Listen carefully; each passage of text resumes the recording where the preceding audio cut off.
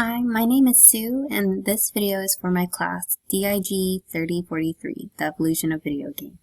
This assignment, Arcade Game Emulator, has us pick up an old arcade game to play and review. I chose Tetris. Made in 1988, it's a puzzle game that has different shaped blocks falling from the top of the screen. As you play, you are supposed to drop them into place until they create uniform stacks. Unlike Pac-Man or Frogger, there are no characters or avatars in this game, just the blocks. I really love the graphics of this game. They're simply colored, bright, but not too harsh on the eyes. Just because for me, some games back in the 80s, they were super brightly colored, and sometimes it made them really hard to look at. But this one, I feel like it has a good balance of the grays and the pops of blues.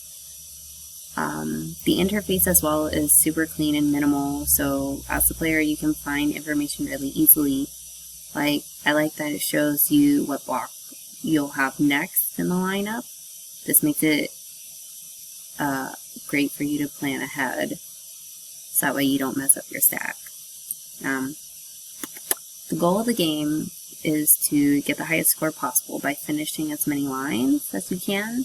If you stack multiple lines at once and complete them all, kind of like what's happening now, you get more points, rather than just completing one line at a time like it just did. Blocks are shifted left and right, and while having the option to flip them, you can change them vertically or horizontally to fit in where you want them to. You lose the game when you're unable to clear lines and the stack reaches the top of the column.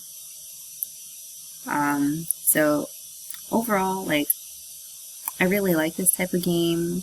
It's not one where you have to feel rushed by plot or that you have to figure out how to play it. It's really easy and it's simple, and it's a game that anyone can pick up. So it doesn't have that high of a learning curve either. And it's a really nostalgic game for me. This was one of the very first games that I played.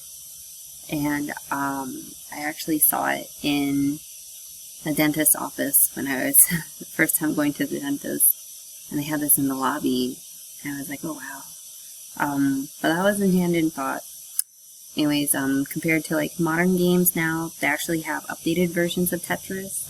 On the Switch, there's one called Tetris 99, and the gameplay is still exactly the same, except now you are pitted against other players online, which is super fun because usually I would play this by myself. But that's it. That's my review of this game. Thank you for listening. I hope it wasn't too much. Goodbye.